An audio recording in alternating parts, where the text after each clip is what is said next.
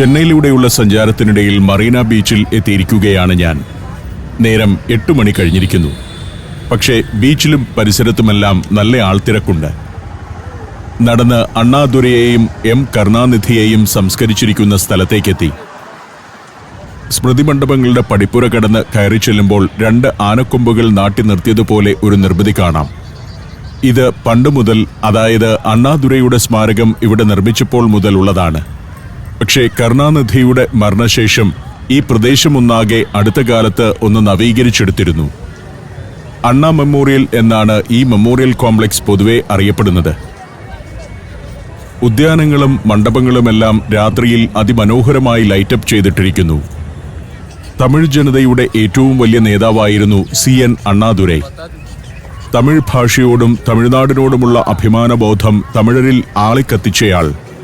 ദ്രാവിഡ പാർട്ടികളുടെ പിതാവെന്ന് തന്നെ അണ്ണാദുരയെ വിശേഷിപ്പിക്കാം. രാജ്യസഭാംഗവും തമിഴ്നാട് മുഖ്യമന്ത്രിയുമൊക്കെയായ അദ്ദേഹം 1969 മരിച്ചത്. മുന്നിൽ കാണുന്ന ആ കെട്ടിടം അണ്ണാദുരൈയുടെ ജീവിതവുമായി ബന്ധപ്പെട്ട ഒരു മ്യൂസിയമാണ്. രാത്രി 8 മണി കഴിഞ്ഞെങ്കിലും ധാരാളം ആളുകളുണ്ടിവിടെ. കടൽ തീരമായതിനാൽ നല്ല കാറ്റുണ്ട്. എപ്പോഴും സജീവമാണിവിടം. ലോക നിലവാരത്തിൽ മനോഹരമായി ഒരുക്കി വച്ചിരിക്കുന്ന ഒരിടം. കാഞ്ചീപുരത്ത് ഒരു നെയ്ത്ത് തൊഴിലാളി കുടുംബത്തിൽ ജനിച്ച സാധാരണക്കാരൻ ദ്രാവിഡ വികാരമുണർത്തി ജനനായകനായ കഥയാണ് അണ്ണാദുരൈയുടേത്. C. രാജഗോപാലാചാരി മദ്രാസ് മുഖ്യമന്ത്രിയായിരുന്ന 1930കളിൽ ഹിന്ദി ഭാഷാ പ്രചാരണത്തിനെതിരെ സമരം ചെയ്ത് ജയിലിൽ പോയയാളാണ് അണ്ണാദുരൈ. 1967 മുഖ്യമന്ത്രിയായ അദ്ദേഹത്തിന്റെ ഭരണകാലത്താണ് മദ്രാസ് സംസ്ഥാനത്തിന്റെ പേര് തമിഴ്നാട് എന്നാക്കി മാറ്റിയത്. ഇതാണ് അണ്ണാദുരൈയുടെ അന്ത്യവിശ്രമ സ്ഥലം. ക്യാൻസർ ബാധിതനായി 1969 അദ്ദേഹത്തിന്റെ മരണം. അണ്ണാദുരൈയുടെ സംസ്കാരമാണ് ലോകത്ത് ഏറ്റവും അധികം ആളുകൾ പങ്കെടുത്ത മരണാനന്തര ചടങ്ങ്. 1.5 കോടി ആളുകളാണ് അന്ന് ഈ കടൽ തീരത്തെത്തിയതെന്നാണ് കണക്ക്. ഇതാണ് ഇവിടുത്തെ 2ാമത്തെ സ്മാരകം. എം കരുണാനിധിക്ക് വേണ്ടിയുള്ളതാണ് ഇത്. അണ്ണാ സ്മാരകത്തിന്റെ നേരെ പിന്നിലായാണ് അതിന്റെ സ്ഥാനം. കരുണാനിധിയുടെ ഒരു സ്വർണ്ണവർണ്ണ പ്രതിമ ഇവിടെയുണ്ട്. 5 തവണ തമിഴ്നാടിന്റെ മുഖ്യമന്ത്രിയായ നേതാവാണ് കരുണാനിധി. നാഗപട്ടണം ജില്ലയിൽ 1924 ജനിച്ച അദ്ദേഹം കലാപ്രവർത്തനത്തിലൂടെയാണ് സാമൂഹ്യ പ്രവർത്തനത്തിലും പിന്നീട് രാഷ്ട്രീയത്തിലേക്കും എത്തുന്നത്. ഹിന്ദി വിരുദ്ധ സമരത്തിലൂടെയായിരുന്നു അദ്ദേഹത്തിന്റെയും കടന്നുവരവ്. നാടകകൃത്തും തിരക്കഥാകൃത്തുമായ കരുണാനിധി അണ്ണാദുരൈ ദ്രാവിഡ മുന്നേറ്റക്കഴകം സ്ഥാപിച്ചപ്പോൾ അതിലെ ഒരു പ്രധാന പ്രവർത്തകനായിരുന്നു. 1969 അണ്ണാദുരൈ മരിക്കുമ്പോൾ മന്ത്രിയായിരുന്ന കരുണാനിധി അടുത്ത മുഖ്യമന്ത്രിയായി മാറി. പിന്നീട് തമിഴകത്ത് അദ്ദേഹത്തിന്റെ നാളുകളായിരുന്നു. ഇതാണ് കലൈഞ്ചർ എം കരുണാനിധിയെ സംസ്കരിച്ചിരിക്കുന്ന സ്ഥലം. 1924 ജനിച്ച അദ്ദേഹം 2018 മരിച്ചു. രാഷ്ട്രീയക്കാരനായാണ് നമ്മൾ അറിയുന്നതെങ്കിലും കരുണാനിധി തമിഴ് സാഹിത്യത്തിനും സിനിമയ്ക്കും നൽകിയ സംഭാവനകൾ വിലപ്പെട്ടതാണ്. 200ഓളം പുസ്തകങ്ങൾ രചിച്ചിട്ടുണ്ട് അദ്ദേഹം. 70ലേറെ സിനിമകൾക്ക് തിരക്കഥയും ഒരുക്കി. MGRനെ ദ്രാവിഡൻ ആശയങ്ങളിലേക്ക് ആകർഷിച്ചത് കരുണാനിധിയായിരുന്നു. ഒരു കാലത്ത് തന്റെ ആത്മമിത്രമായിരുന്ന MGRനെ DMKയിൽ നിന്നും പുറത്താക്കിയതും കരുണാനിധി തന്നെ. തുടർന്നാണ് MGR ഓൾ ഇന്ത്യ അണ്ണാ ദ്രാവിഡ മുന്നേറ്റക്കഴകം അഥവാ AIADMKയുടെ നേതാവായത്. യുവരാജിന്റെ കാറിൽ കയറി ഞാനും സുഹൃത്ത് സെന്നിയും മറീന ബീച്ചിൽ നിന്നും മടങ്ങി. നേരം 9 മണിയാവാറായിരിക്കുന്നു. അടയാർ പ്രദേശത്തുകൂടി കടന്നു പോകുമ്പോൾ കല്യാൺ ഉൾപ്പെടെ മലയാളികളുടെ സ്ഥാപനങ്ങളൊക്കെ കാണാം. രാത്രിയിലും സജീവമാണ് ഇവിടമെല്ലാം. ചെന്നൈ ഒരു മെട്രോ നഗരമാണല്ലോ. അതിന്റെ എല്ലാ ആഘോഷങ്ങളും രാത്രിയിലുമുണ്ട്. ഇപ്പോൾ ഗിണ്ടി എന്ന സ്ഥലത്തേക്കാണ് എത്തുന്നത്. ഗിണ്ടിയിലെ റമദ പ്ലാസ ഹോട്ടലിലാണ് എന്റെ താമസം. എന്നെ ഹോട്ടലിന് മുന്നിൽ ഇറക്കി സെന്നിയെ വീട്ടിൽ കൊണ്ടുവിടാൻ യുവരാജ് വണ്ടിയുമായി പോയി. നല്ലൊരു ഹോട്ടലാണ് റമദ പ്ലാസ. 6000 രൂപയാണ് ഒരു രാത്രിയുടെ മുറിവാടക. മികച്ച സൗകര്യങ്ങളുണ്ട്. നല്ലൊരു ഏട്രിയം. ഞാൻ 3ാം നിലയിലെ എന്റെ മുറിയിലേക്ക് നീങ്ങി. 5 സ്റ്റാർ ഹോട്ടലാണിത്. 134 മുറികളും 3 റെസ്റ്റോറന്റുകളുമൊക്കെയുള്ള ഹോട്ടൽ. ഇവിടെ അടുത്തു തന്നെയാണ് ITC ഗ്രാൻഡ് ചോള എന്ന ഹോട്ടൽ. ഗിണ്ടിയിൽ അങ്ങനെ കുറെ 5 സ്റ്റാർ ഹോട്ടലുകളുണ്ട്. നഗരഹൃദയത്തിൽ നിന്നും അല്പം മാറിയാണ് ഗിണ്ടി പ്രദേശം. എന്റെ യാത്രകൾക്ക് ഏറ്റവും സൗകര്യപ്രദമായ സ്ഥലം ഇവിടമാണ്. 306 എന്റെ മുറി. ഇന്നുൾപ്പെടെ 3 രാത്രികളിൽ ഞാൻ ഇവിടെയാണ് താമസിക്കുക. മുറിയിലേക്ക് കയറി. ഇവിടുത്തെ സ്റ്റാൻഡേർഡ് റൂമാണ്. പുതിയ ഹോട്ടലാണ് ഗിണ്ടിയിലെ റമദ പ്ലാസ. അതിൻ്റെതായ ഭംഗിയും ഫ്രഷ്നെസ്സുമെല്ലാം ഉണ്ട്. ഇന്നത്തെ പരിപാടികൾ ഇവിടെ ഞാൻ അവസാനിപ്പിച്ചു. അടുത്ത ദിവസം രാവിലെ 7 മണിയായപ്പോഴേക്കും എനിക്കുള്ള കാർ എത്തിയിരിക്കുന്നു. പിന്നിലെ സീറ്റിൽ സെന്നിയുണ്ട്. ഇന്നലത്തെ കാർ തന്നെയാണ്. ഡ്രൈവർ മാറിയിരിക്കുന്നു. ഇത് രാജു. ഇദ്ദേഹമാണ് ശരിക്കും ഈ കാറിന്റെ ഉടമസ്ഥൻ. ഇന്നലെ വന്ന യുവരാജ് രാജുവിന്റെ ജീവനക്കാരനാണ്. കാഞ്ചീപുരത്തേക്കാണ് ഇന്ന് ഞങ്ങൾ പോകുന്നത്. ഗിണ്ടിയിൽ നിന്നും 70 കിലോമീറ്റർ അകലെയാണ് കാഞ്ചീപുരം. GST റോഡ് എന്നറിയപ്പെടുന്ന ഗ്രാൻഡ് സൗത്ത് ട്രങ്ക് റോഡിലൂടെ വേണം അവിടേക്ക് പോകാൻ. ശരിക്കും ഒരു മലയാളി വേരുകളുള്ള ആളാണ് രാജു. മൂന്നാറിലാണ് ഇദ്ദേഹത്തിന്റെ കുടുംബമുള്ളത്. അച്ഛനും അമ്മയും മരിച്ചുപോയി. അമ്മ വനം വകുപ്പിൽ ഒരു ഉദ്യോഗസ്ഥയായിരുന്നു. സഹോദരിമാരുള്ളതും മൂന്നാറിൽ തന്നെ. രാജുവിനും മൂന്നാറിൽ സ്ഥലവും വീടുമുണ്ട്. അവിടെ ഇടയ്ക്കൊക്കെ പോകും. ഭാര്യയും മക്കളുമൊത്ത് രാജു ചെന്നൈയിലാണ് താമസം. 38 വർഷമായി ഇവിടെ വന്നിട്ട്. ഒരു ടാക്സി കമ്പനി നടത്തുകയാണ് രാജു. 3-4 കാറുകളുണ്ട്. മക്കൾ ജോലിക്കാരാണ്. ആ കഥകളൊക്കെ രാജു പറഞ്ഞു. എയർപോർട്ടിൽ വെച്ചാണ് രാജുവിനെ ഞാൻ പരിചയപ്പെട്ടത്. ഇന്നലെ മറ്റൊരു ഡ്രൈവറെ തന്നു. ഇനിയുള്ള ദിവസങ്ങളിൽ ഞാൻ തന്നെ വരാമെന്ന് പറഞ്ഞ് രാജു കൂടെ കൂടുകയായിരുന്നു. ചെന്നൈയും പരിസര പ്രദേശങ്ങളുമെല്ലാം നല്ല പരിചയമുള്ള രാജുവിനെ കൂടെ കിട്ടിയത് നന്നായി. ഞങ്ങൾ ചെന്നൈയിൽ നിന്ന് തെക്കു പടിഞ്ഞാറ് ദിശയിലാണ് ഇപ്പോൾ യാത്ര ചെയ്തുകൊണ്ടിരിക്കുന്നത്. അവിടെയാണ് കാഞ്ചീപുരം. ചെന്നൈക്ക് ഒരു പ്രത്യേകതയുണ്ട്. ഓരോ തവണയും വരുമ്പോൾ നഗരത്തിൽ മാറ്റങ്ങൾ കാണാം. അടിസ്ഥാന സൗകര്യങ്ങൾ നിരന്തരം വളർന്നുകൊണ്ടിരിക്കുന്ന നഗരമാണിത്. ധാരാളം ഫ്ലൈ ഓവറുകൾ, ഓവർ ബ്രിഡ്ജുകൾ. കഴിഞ്ഞ ഒരു 30 വർഷമായി അത്തരം സൗകര്യങ്ങൾ നിരന്തരം വന്നുകൊണ്ടിരിക്കുന്നുണ്ട്. ശരവണ സ്റ്റോഴ്സ് എന്നൊക്കെ പേരുള്ള ഇവിടുത്തെ മാത്രമായ ചില പ്രത്യേക സ്ഥാപനങ്ങൾ. 1969 മുതൽ തമിഴ്നാട്ടിൽ പ്രവർത്തിക്കുന്ന റീറ്റെയിൽ സ്റ്റോറുകളുടെ ചെയിനാണ് ശരവണ. അങ്ങനെ പല സ്ഥാപനങ്ങൾ. നഗരത്തിന്റെ പ്രധാന ബസ് സ്റ്റേഷൻ ഉൾപ്പെടെയുള്ളവ ഈ ഭാഗത്തേക്ക് മാറ്റിക്കൊണ്ടിരിക്കുകയാണ്.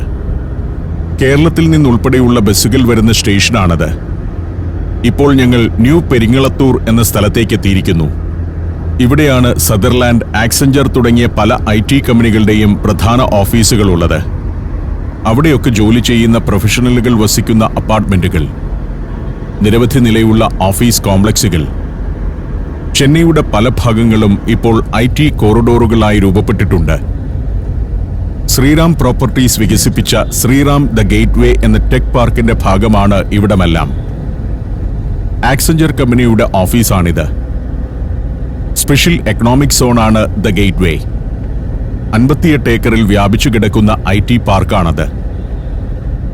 ഇവിടെ നിന്ന് കാഞ്ചീപുരത്തേക്ക് 48 കിലോമീറ്റർ ഉണ്ടെന്നും വലത്തോട്ട് തിരിഞ്ഞാണ് പോകേണ്ടതെന്നും മനസ്സിലായി. ഞങ്ങൾ വലത്തേക്ക് തിരിഞ്ഞു. വണ്ടല്ലൂർ എന്ന സ്ഥലത്ത് നിന്നാണ് തിരിഞ്ഞത്. ചെന്നൈയുടെ സബർബൻ ഏരിയ തന്നെയാണ് വണ്ടല്ലൂർ. ചെങ്കൽപ്പെട്ട് ജില്ലയാണിത്. ഇപ്പോൾ കടന്നു പോകുന്നിടമെല്ലാം ഇൻഡസ്ട്രിയൽ ഏരിയയാണ്.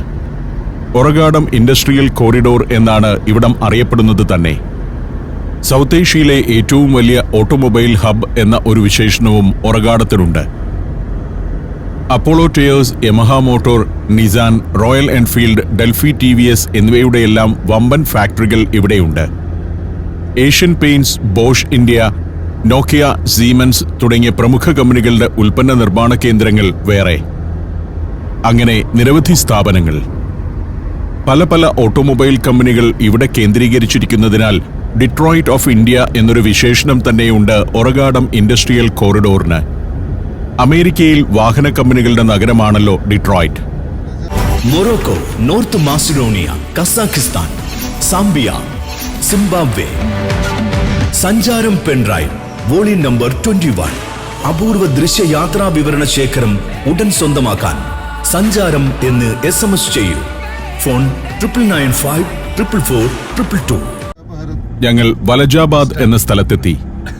ഇവിടെ നിന്ന് ബ്രേക്ക്ഫാസ്റ്റ് കഴിക്കാൻ തീരുമാനിച്ചു. ഏതെങ്കിലും ഒരു നല്ല ചെറു ചായക്കട കണ്ടുപിടിക്കണം. അങ്ങനെ പോകുമ്പോൾ ഒരു ചെറിയ കട കണ്ടു. അവിടെ ഇഡലി ഇങ്ങനെ തട്ടിൽ നിന്ന് എടുത്തുകൊണ്ടിരിക്കുന്നു.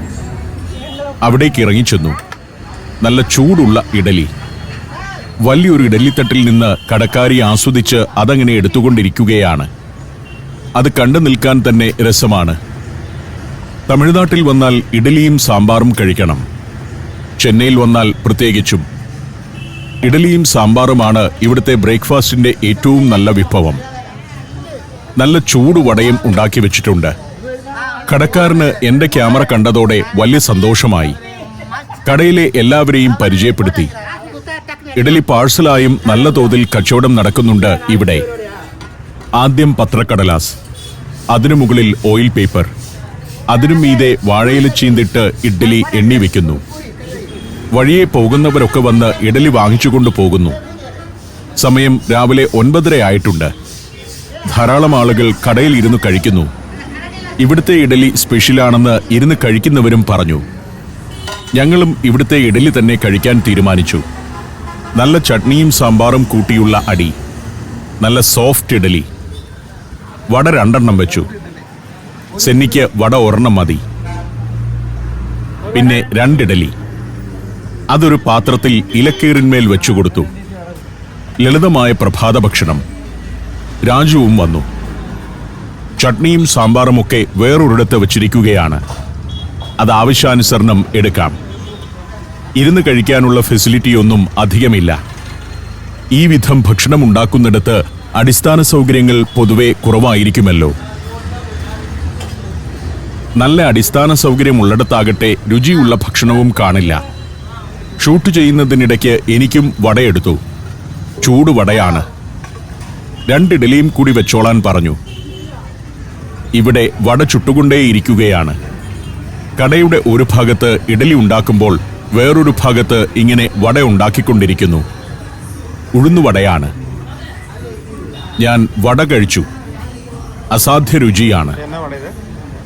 വടയുണ്ടാക്കൽ മാത്രമാണ് ഈ ചേച്ചിയുടെ ഉച്ചവരെയുള്ള ജോലി. അതുവരെ ഇഡലിയും വടയും ചെലവാകും. പിന്നെ ഉച്ചയ്ക്ക് ഒരു ബ്രേക്ക് കഴിഞ്ഞ് 3 മണി മുതൽ വീണ്ടും കച്ചവടം തുടങ്ങും. രാത്രി 10 മണി വരെയും വടയും ഇഡലിയും ഇവിടെ കിട്ടുമെന്നാണ് പറയുന്നത്. വട ഇങ്ങനെ മൊരിഞ്ഞു വരുന്നത് കാണുമ്പോൾ തന്നെ ആർക്കും കൊതി വരും. ആദ്യം 2 വെച്ച് വാങ്ങിയെങ്കിലും ഞാനൊരു 4 ഇഡലി കഴിച്ചു. ബാക്കിയുള്ളവരും 1-2 വീതം എക്സ്ട്രാ വാങ്ങിച്ചു. ചായയുമുണ്ട്. അകത്ത് ചെറിയൊരു ഭാഗത്ത് വേണമെങ്കിൽ ഇരുന്ന് കഴിക്കാം. അവിടെ ഏതാനും സ്ത്രീകളും ഇരുന്ന് കഴിക്കുന്നുണ്ട്. ആളുകൾ പാഴ്സൽ വാങ്ങിച്ചുകൊണ്ട് പോകുന്നു. ഇത്തരം ചെറിയ ചായക്കടകളിലെ ഭക്ഷണത്തിന്റെ രുചി എന്തുകൊണ്ടാണ് വലിയ ഹോട്ടലുകളിൽ ഉണ്ടാകാത്തതെന്ന് ഞാൻ അത്ഭുതപ്പെടാറുണ്ട്. പലപ്പോഴും വലിയ ഹോട്ടലുകളിൽ ഇഡലിക്കൊന്നും ഇവിടുത്തേതുപോലെ ആസ്വാദ്യമായ രുചി ഉണ്ടാവില്ല. ഏതായാലും ഞങ്ങൾക്ക് ബ്രേക്ക്ഫാസ്റ്റ് അതീവ രുചികരമായിരുന്നു. 3 പേർ 3-4 ഇഡലി വീതം കഴിച്ചു. വടയും ചായയും കഴിച്ചു. അതിനെല്ലാം കൂടി 100 രൂപയോളമേ ആയിട്ടുള്ളൂ. ഇഡലി തന്ന ഉന്മേഷത്തിൽ ഞങ്ങൾ കാറിൽ കയറി. രാജു ഹാപ്പിയാണ്. ഈ അടുത്ത കാലത്തൊന്നും ഇത്രയും രുചിയുള്ള ഇഡലി കഴിച്ചിട്ടില്ലെന്നാണ് രാജു പറയുന്നത്. വലജാബാദിൽ നിന്ന് യാത്ര തുടർന്നു. കാഞ്ചീപുരം ജില്ലയിലെ ഒരു ചെറിയ പട്ടണമാണ് വലജാബാദ്. കാഞ്ചീപുരത്തിനി 13 കിലോമീറ്റർ കൂടിയേയുള്ളൂ. 1600 വർഷം മുൻപ് തന്നെ ഒരു പട്ടണമായിരുന്നു കാഞ്ചീപുരം. പല്ലവ സാമ്രാജ്യത്തിന്റെ തലസ്ഥാനമായിരുന്നു 9-ാം നൂറ്റാണ്ട് വരെ അവിടം. ഇന്ന് കാഞ്ചീപുരം ക്ഷേത്രനഗരം എന്ന രീതിയിലാണ് പ്രശസ്തമാകുന്നത്. കാഞ്ചീപുരത്തിന്റെ പരിസരത്ത് ധാരാളം നെൽവയലുകളുണ്ട്. കാഞ്ചീപുരവും അതിനു ചുറ്റുമുള്ള ഗ്രാമങ്ങളും പണ്ടു മുതൽ തന്നെ കൃഷിയുടെ ഒരു സ്ഥലമായിരുന്നു. കൂടാതെ പട്ടിന്റെ കേന്ദ്രവും. 2000 വർഷം മുൻപ് തന്നെ ഒരു ക്ഷേത്ര നഗരമായിരുന്നത്രേ കാഞ്ചീപുരം. എന്നാൽ ഒരു രാജനഗരമായി അവിടം വളർന്നത് പല്ലവ രാജവംശം 6-ാം നൂറ്റാണ്ടിൽ അവരുടെ തലസ്ഥാനം കാഞ്ചീപുരത്തേക്ക് മാറ്റിയതോടെയാണ്. മികച്ച നെയ്ത്തുകാർ കാഞ്ചീപുരത്ത് കേന്ദ്രീകരിച്ചതും മനോഹരമായ പട്ടിന്റെ ഒരു വലിയ കേന്ദ്രമായി അവിടം വളർന്നതും പല്ലവരുടെ കാലത്ത് തന്നെയായിരുന്നു. വഴിയോരത്തെവിടെയും കാണാം ക്ഷേത്രങ്ങൾ. തമിഴ്നാട്ടിൽ എല്ലായിടത്തും കളർഫുൾ ക്ഷേത്രങ്ങളാണല്ലോ കാണുക. ഏത് ഗ്രാമത്തിലും 2-3 ക്ഷേത്രങ്ങളുണ്ടാവും. കാർ കാഞ്ചീപുരം ടൗണിലേക്ക് എത്തിയിരിക്കുന്നു. ഇവിടെ ആദ്യം കാണുന്നത് വരദരാജ പെരുമാൾ ക്ഷേത്രത്തിന്റെ കൂറ്റൻ മതിൽക്കെട്ടാണ്. ക്ഷേത്രത്തിന്റെ ഗോപുരം ഉൾപ്പെടെ എല്ലാം പൊതിഞ്ഞു കെട്ടിവെച്ചിരിക്കുകയാണ്. എന്തോ പണി നടക്കുകയാണിവിടെ. അതുകൊണ്ട് അത് ഷൂട്ട് ചെയ്യാൻ പറ്റിയില്ല. തിരിച്ചു വരുമ്പോൾ ക്ഷേത്രത്തിനകത്ത് കയറി ഷൂട്ട് ചെയ്യാൻ പറ്റുമോ എന്ന് നോക്കാം എന്ന് തീരുമാനിച്ച് ഞങ്ങൾ യാത്ര തുടർന്നു. അങ്ങനെ ചെല്ലുമ്പോൾ ഇവിടെ ഇങ്ങനെയൊരു കെട്ടിടമുണ്ട്, അണ്ണാദുരൈയുടെ വീട്. ഇന്നലെ മറീന ബീച്ചിൽ സ്മാരകം കണ്ട പേരറിഞ്ഞോർ അണ്ണാദുരൈയുടെ തറവാട് വീട് ഇതായിരുന്നു. രാഷ്ട്രീയത്തിൽ വലിയ തിരക്കുള്ള ആളായിരുന്നപ്പോൾ ചെന്നൈയിലായിരുന്നു വാസമെങ്കിലും കാഞ്ചീപുരത്ത് വരുമ്പോൾ അണ്ണാദുരൈ താമസിച്ചിരുന്നത് ഈ വീട്ടിലാണ്. അദ്ദേഹം ആളുകളെയൊക്കെ കണ്ടിരുന്ന വീട്. ആദ്യം കയറി ചെല്ലുന്ന ഹോളിനകത്ത് ധാരാളം ആളുകളുണ്ട്. CN അണ്ണാദുരൈ എന്ന് ചുമരിൽ ബോർഡ്. ആൾക്കൂട്ടത്തിനിടയിൽ ഗദയുമായി വേഷം കെട്ടിയ ഒരാൾ. എന്താണ് പരിപാടി എന്ന് ചോദിച്ചപ്പോൾ അടുത്ത കെട്ടിടത്തിൽ ചെല്ലാൻ പറഞ്ഞു. അതിന്റെ എതിർവശത്ത് ഒരു ഓടിട്ട കെട്ടിടമുണ്ട്. അതിനകത്തും വേഷം കെട്ടിയ ഒരാൾ ആ തിണ്ണയിൽ നിൽക്കുന്നു. ഞങ്ങൾ അങ്ങോട്ട് ചെന്നു. കുറെ ആളുകൾ അവിടെ ഇരിക്കുന്നു. എന്തോ പരിപാടി തുടങ്ങാൻ പോവുകയാണ്. പേരറിഞ്ഞോർ അണ്ണാദുരൈയുമായി ബന്ധപ്പെട്ട എന്തോ പരിപാടി തന്നെ. ഞാൻ ക്യാമറയുമായി വരുന്നത് കണ്ടപ്പോൾ അകത്ത് നിന്ന വിദ്വാൻ ഓടക്കുഴലുമായി വന്ന് ശ്രീകൃഷ്ണ ഭാവത്തിൽ ഒരു നിൽപ്പ് തുടങ്ങി. നിശ്ചലനായുള്ള ഒരു നിൽപ്പ്. ഞങ്ങൾ അടുത്ത് ചെന്ന് ഇതെന്തിനാണ് വേഷം കെട്ടി നിൽക്കുന്നതെന്ന് ചോദിച്ചു. അതിന് മറുപടിയില്ല. എന്റെ വീഡിയോ എടുത്തോളൂ എന്ന് പറഞ്ഞ് പല പോസിൽ അയാൾ നിൽക്കുന്നു. സൗര്യരാജ് എന്നാണ് ഇങ്ങേരുടെ പേരെന്ന് മനസ്സിലായി. ഇത് കൃഷ്ണന്റെ വേഷമാണ്. നേരത്തെ അണ്ണാദുരൈയുടെ വീട്ടിൽ കണ്ടത് ഭീമന്റെ വേഷമായിരുന്നു. ഈ കെട്ടിടത്തിനകത്ത് പക്കമേളക്കാരൊക്കെയുണ്ട്. എല്ലാവരും കൂടി ഒരു പരിപാടി തുടങ്ങാൻ പോവുകയാണ്. അതിനുവേണ്ടി മദ്ദളമൊക്കെ ഒരാൾ പുറത്തെടുക്കുന്നു. അകത്തുനിന്ന് ഹാർമോണിയത്തിന്റെ ശബ്ദം കേൾക്കുന്നുണ്ട്. ഹാർമോണിയക്കട്ടകൾ നേരെയാക്കി നെറ്റിയിൽ കുറിയിട്ട ഒരാൾ എന്തൊക്കെയോ ഒരുക്കങ്ങൾ നടത്തുന്നു. റിഹേഴ്സലാണെന്ന് തോന്നി. എന്തോ കാര്യമായ പരിപാടി തുടങ്ങാൻ പോവുകയാണ്. എന്താണ് കാര്യമെന്ന് ഞങ്ങൾ അന്വേഷിച്ചു. പേരറിഞ്ഞോർ അണ്ണൈ തമിഴ് വളർച്ചൈ മണ്ഡലം എന്ന സംഘടനയിലെ ആൾക്കാരാണ് ഇവർ. സ്ഥാപനങ്ങളുടെ ബോർഡുകളെല്ലാം തമിഴിലാക്കണം. അതാണ് ഇവരുടെ ആവശ്യം. തമിഴ് ഭാഷയെ പരമാവധി പ്രചരിപ്പിക്കണം. തമിഴ് ഭാഷയിലായിരിക്കണം എല്ലാ ബോർഡുകളും അറിയിപ്പുകളും. അക്കാര്യം പ്രചരിപ്പിക്കുന്ന ഒരു പ്രകടനം നടത്താൻ പോവുകയാണ് ഇവർ. അകമ്പടിക്കാർ എന്റെ മുന്നിലും ഒരു പ്രകടനം നടത്തി.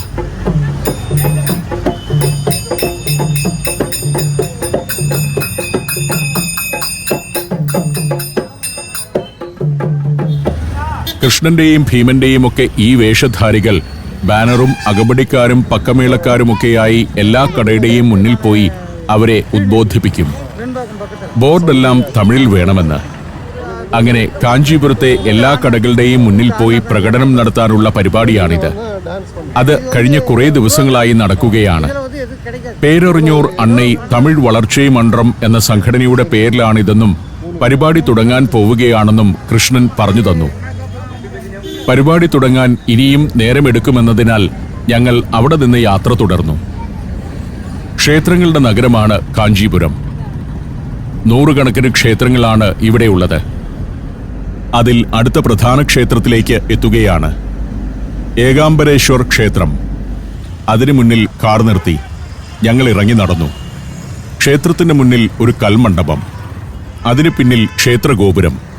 അതാകട്ടെ വൃത്തിയില്ലാത്ത രീതിയിൽ പൊതിഞ്ഞു വെച്ചിരിക്കുകയാണ്. ഇവിടെ ഒരു കൽമണ്ഡപം ഏതോ കാലത്ത് പെയിന്റ് അടിച്ച് വൃത്തികേടാക്കിയിരിക്കുന്നു. 7-ാം നൂറ്റാണ്ടിൽ നിർമ്മിച്ചതാണ് ഏകാംബരേശ്വരർ ക്ഷേത്രം. പല്ലവരാജ വംശകാലത്തെ നിർമ്മിതിയാണ്. പിന്നീട് ചോളന്മാർ ക്ഷേത്രം ഒന്ന് പുതുക്കി പണിയുകയും ചെയ്തു. കൽമണ്ഡപത്തിനകത്ത് ഒരു പൂജാരി ഇരിക്കുന്നു. ഇവിടെ ഒരു പ്രതിഷ്ഠയുമുണ്ട്. അതിനു ചുറ്റും ഗ്രില്ലിട്ട് വെച്ചിരിക്കുന്നു. അവിടെ നിന്ന് നടക്കുമ്പോൾ മറ്റൊരു മണ്ഡപം. അതിന് ചുവട്ടിലൊക്കെ കച്ചവടക്കാരാണ്. പ്രധാന ഗോപുരത്തിൽ പണികൾ നടക്കുന്നു. കല്ലിനെ വൃത്തിയാക്കുകയല്ല, ആ കല്ലിന് മീതെ പെയിന്റ് അടിച്ച് വൃത്തികേടാക്കുകയാണ്. പണ്ട് മനോഹരമായി ശിലകൾ പടുത്തുണ്ടാക്കിയ ക്ഷേത്രങ്ങളെല്ലാം പുതിയ കാലത്ത് ഒരു സൗന്ദര്യബോധവുമില്ലാതെ പെയിന്റ് അടിച്ച് വികൃതമാക്കുന്നു. കൂറ്റനൊരു ഗോപുരമാണ്. ഒരു ലോകാത്ഭുതമാകേണ്ടതാണിതെന്ന് തോന്നും. ഇതാണ് അതിന്റെ ഒറിജിനൽ നിറം. അതിന്റെ ഗാംഭീര്യമെല്ലാം നശിപ്പിക്കും വിധം മുകൾ ഭാഗത്തു നിന്നിങ്ങോട്ട് മഞ്ഞ പെയിന്റ് അടിച്ചിരിക്കുകയാണ്. ഏകാംബരേശ്വരർ ക്ഷേത്രത്തിനകത്തേക്ക്, അതിന്റെ ചരിത്രത്തിലേക്ക് സഞ്ചാരം തുടരാൻ ഞാൻ തീരുമാനിച്ചു. ഈ മതിൽക്കെട്ടിനകത്താണ് ക്ഷേത്രം. ഇനി അവിടേക്ക് പോകണം.